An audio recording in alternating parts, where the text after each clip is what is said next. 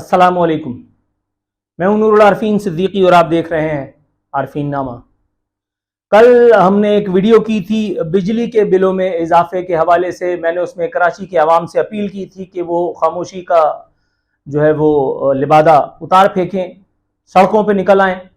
अल्लाह का शुक्र है कि कबूलियत की कोई घड़ी थी, सुनवाई का कोई लम्हा था। सुम्मा अल्हम्दुलिल्लाह, अल्लाह ताला ने कर दिखाया वो जिसके ख्वाब हम देख रहे थे। ये पढ़िए खबरें, बिजली के बिलों में इजाफे के खिलाफ सड़कों पर एहतजाज। ये खबर बता रही है बिजली के बिलों में इजाफे पर सब्र जवाब दिया गया, मुल्क भर में शहरी सड़कों पर निकल आए। रावलपिंडी, मुल्तान, गुजरावाला, पेशावर समेत मुल्क के मुख्तलिफ शहरों में मुजाहरे किए गए, जिनमें बड़ी तादाद में शहरियों ने शिरकत करके एहतजाजन बिल जलाए और धरना दिया। गोया वो जो दरखास्त की गई थी, अल्लाह ताला ने उसे कबूलियत बल्कि शर्फ कबूलियत बख्शा। सुम्मा अल्हम्दुलिल्लाह। और अब महंगाई, अफलास, बेरोजगारी, कसाद बाजारी और बिजली के बिलों की मारी, गैस के बिलों की मारी और न जाने किस किस की मारी अवाम अब सड़कों पर उतर आई है। अब लाज चलेगा बंजारा। अब ऐसा कुछ लगता है, अगर यही जागृति हिंदी में जिसे कहते हैं, अगर यही अवेयरनेस की लहर जो एक शुरू हुई है, इसे कंटिन्यू रखा जाए, बल्कि अपने एहतजाज का दायरा वसी किया जाए और एहतजाज को भी in the true sense, in the true direction चलाया जाए। एक और अच्छी खबर आप लोगों को यहां मैं दे दूं, अल्हम्दुलिल्लाह सुम्मा अल्हम्दुलिल्लाह। ये पढ़िए, ये खबर आपको बता रही है, क्या बता रही है आपने खुद भी पढ़ लिया, फिर भी बता देता हूं। भारी बिल्स भेजने वाली बिजली कंपनियां आवाम से खौफजदा सिक्योरिटी मांग ली। रावलपिंडी में यह काम हुआ है जनाबे वाला। कंपनियों ने अपनी तनसीबात के लिए सिक्योरिटी तलब कर ली। रावलपिंडी में अवामी हमलों के खदशे के पेश नजर 500 पुलिस एहलकार तैनात कर दिए गए। आपके ख्याल में 500 पुलिस एहलकार को जुगाड़ लेंगे? सबसे खौफनाक जो फोर्स होती है ना, उसे कहते हैं फ्रंटियर कांस्टेबलरी। उसमें इंश्योर किया जाता है कि जिसको हायर किया जाए, सिपाही, हवलदार या नीचे लेवल पे, जिसके हाथ में वो खौफनाक सा बंदूकचा होता है, इंश्योर किया जाता है कि वो बिल्कुल अकल से पैदल हो, क्रैक हो, उसका एक स्क्रू गायब हो बल्कि गिरा हुआ हो। गोली चलाते हुए एक लम्हा नहीं सोचते। आपको लगता है कि यहाँ एफसी वाले भी अगर आ जाएंगे तो कुछ कर लेंगे? नामुमकिन, नामुमकिन। गोली एक चलाओगे, 1 लाख बंदा एक गोली के सामने खड़ा हुआ है, क्या करोगे? कितनी गोलियां चलाओगे? एक मैगजीन, कितने असलहे के जखायर खाली करोगे? और ये आइडियल अंधी लगी है, तुम गन सीधी करके उसके बाद तुम बच जाओगे? No sir, not at all, not at all, not at all. अब ये हुकूमत को, अब ये इन हुकूमती हलकों को, अब इन हुकूमती जोमा को, इन हुकूमती अमायदीन को, इन एहलकारों को, इस वजीर आजम को, इस फलाने को, इस ढिमकाने को, इन सब को, वो जो सरपरस्त हैं आला तरीन मुख्तदर तरीन हलकों में बैठे हुए, सिक्योरिटी के नाम पर हर जगह चोंच मार के हराम खाने वाले, उनको भी अब पता चलना चाहिए कि यार ये कुछ गड़बड़ है। मैं आपको आज एक बड़ी खौफनाक बात बताता हूं। चलिए, मैं आज आपको एक बड़ी खौफनाक बात बताता हूं। मुझे ये पिछले इमरानडू चैनल पे काम करते हुए मैं 50 दफा बता चुका हूं।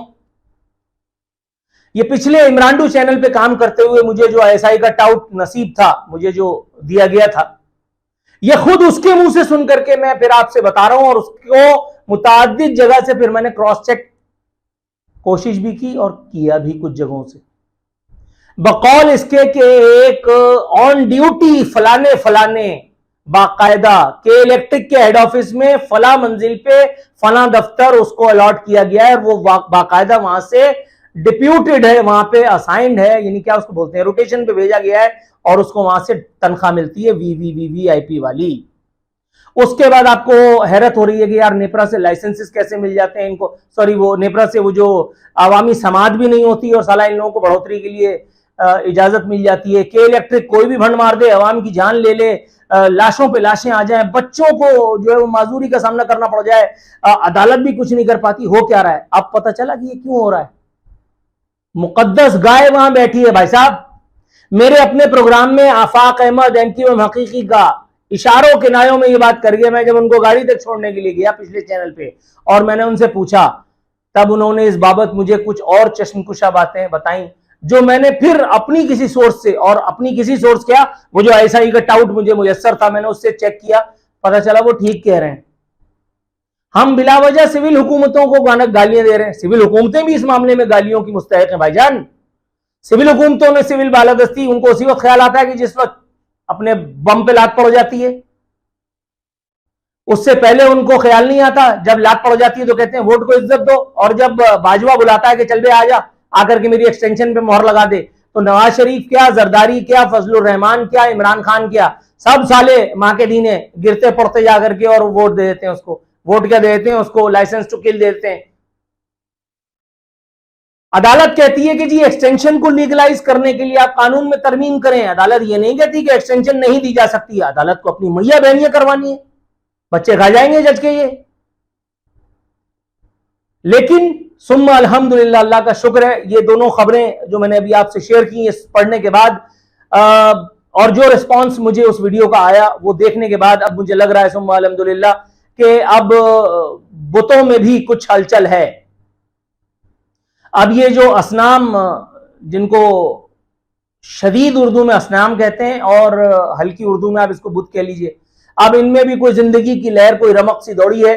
ताजिर बरादरी जो है, उसने, मैंने आपको कल भी बताया था कि उसने पिटाई की है कि इलेक्ट्रिक वालों की। ये मेरा ख्याल है थोड़ी सी ज्यादती है, इसलिए कि मैं आपको एक छोटी सी बात बताऊं, ये बेचारे के इलेक्ट्रिक का ये जो अमला आपके पास आ रहा है, ये खुद कॉन्ट्रैक्ट पे है, ये खुद कॉन्ट्रैक्ट पे मुलाजिम है।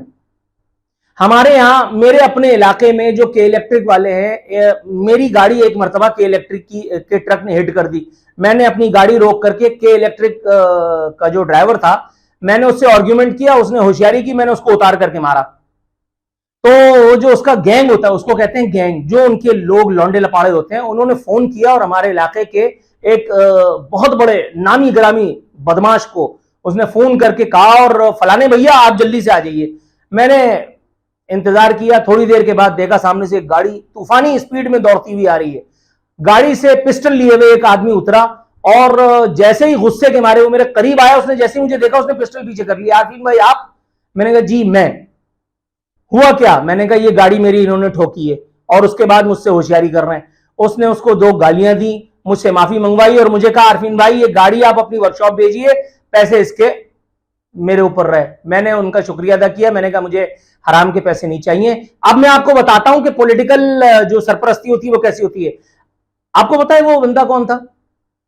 वो बंदा MQM हकीकी का कराची का सदर है। जी हां, आफाक अहमद का अनमोल रतन है। और ये तो एक मिसाल बता रहा हूं भाई मैं, MQM ने क्या किया है, MQM ने क्या किया है। ये बंदा जिसकी मैं बात कर रहा हूं, वो हमारे इलाके में, अपने इलाके में सड़क पर तंबू लगवाता है बाकायदा, रोड घेर करके रमजान में। उसमें ठेले वालों को बिठाता है, उसमें तरबूज वालों को बिठाता है, उसमें जो है वो खरबूजे वालों को बिठाता है। उनसे 5,000 रुपए जो है वो मेहनताना तय होता है कि जी आपने हमें इतने दिन के, मेरे ख्याल है 1 हफ्ते का, ये शायद पर डे का क्या हिसाब किताब मुझे इस वक्त याद नहीं है, लेकिन वो बाकायदा लिया जाता है। जी MQM हकीकी जो कहीं मिलती नहीं है, उसका कराची का सदर, ये उसके धंधे हैं। अब जो पूरे मतलब जाहो जलाल में होगा, जो मसदे शाही पे बैठा होगा, जो पूरे पाकिस्तान के ओहदे पे किसी पे बैठा होगा, जो किसी ऐसी सियासी जमात में होगा जैसे MQM टाइप की थी, जो जिंदगी और मौत के फैसले करती थी, वो कितना लूटते होंगे। नसरीन जलील का भांजा, नसरीन जलील ने लगवाया हुआ था। नसरीन जलील का क्या भांजा, ये MQM की आधी से ज्यादा जो राब्ता कमेटी थी, उसके चाचे मामे उन्होंने भर्ती करा रखे थे इसमें, क्या नाम है, के इलेक्ट्रिक में, सियासी रिश्वत। पीपल्स पार्टी के लोग भर्ती थे, आज भी होंगे।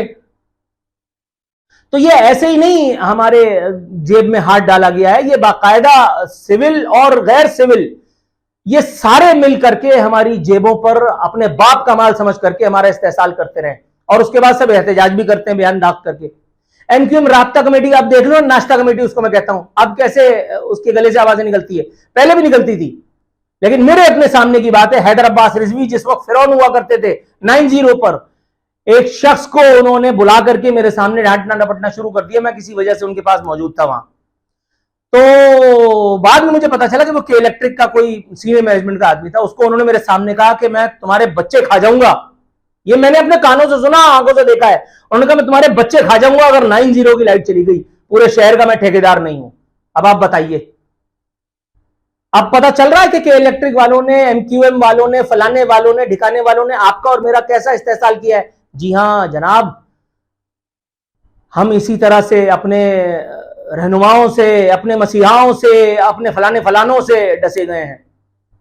जिसका काम हमारी हिफाजत करना था वो भी हिफाजत छोड़ करके और पैदागिरी के नित नए तरीके ढूंढ रहा है। जाहिर है गांव चक नंबर 56 में पैदा होकर के कराची पोस्टिंग हो जाए, उसके बाद वो कराची में मतलब नकरई आंचल, वो सिक्कों की झनकार, वो तो साला पागल ही हो जाएगा। ये वीडियो भी सुन रहे हैं, ये वीडियो भी सुन रहे हैं, रीजेंट प्लाजा के पास जो ऑफिस है वो वाले भी सुन रहे हैं, आपारा वाले भी सुन रहे हैं, यहां रावलपिंडी वाले भी सुन रहे हैं, और बहुत सारे लोग सुन रहे हैं। मैं गलत कह रहा हूं? बुलाओ मुझे। और नहीं भाई, ऐसा है, ऐसा है, ऐसा है, इनको पता है, इनको अच्छी तरह पता है। अब आप बताइए, चोर बने हैं चौकीदार, ये सारा सिविल बालादस्ती की बातें करने वाले हमारे सियासतदान, ये कब्जे और यानी इस तरह के जबरी चीजें करने में, जब के इलेक्ट्रिक जैसे लोगों का, मैंने अपने टेलीविजन प्रोग्राम पे, पिछले चैनल पे, इमरान चैनल पे, और फिरदौस शमीम नकवी समेत मुताद्दिद पीटीआई के लोगों को कहां किया कि भाई मुझे ये बताओ कि इलेक्ट्रिक की बिल्डिंग के सामने क्लिफ्टन में तुम बैठे हुए एहतजाज कर रहे हो कि इलेक्ट्रिक की बिल्डिंग से निकल करके तुम्हारे लिए नाश्ता पानी आ रहा है, इसका मतलब क्या है?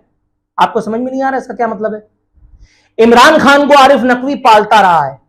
आरिफ नकवी वो जिसने बिल गेट्स को लूट लिया, बताइए, और वो साला रियासत मदीना का पालनहार बना हुआ था, सो कॉल्ड रियासत मदीना, जिसके प्रोपेगेटर, जिसके मालिशिए Mufti Tariq Masood, so called YouTuber Mufti टुच्चा, और ये तारिक जमील, इन जैसे जो मजहबी टच वाले मुल्ला है। तो भाई फिर हमारे साथ सही हो रहा है।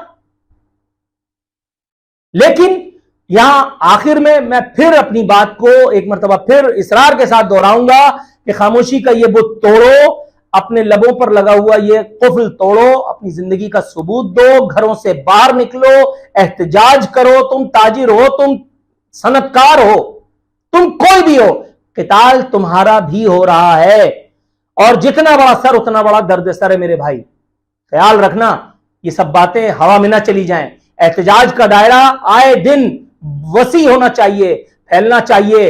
इन हुकूमतों को, इन इदारों को, इनके सरपरस्तों को, इनके हरकारों को, इनके गुमाश्तों को, इनके प्रोपेगेटर्स को, इनके प्रोटेक्टर्स को, सबको पता चलना चाहिए कि अब वो दिन नहीं रहे जब खलील खां फाख्ता हो आया करते थे।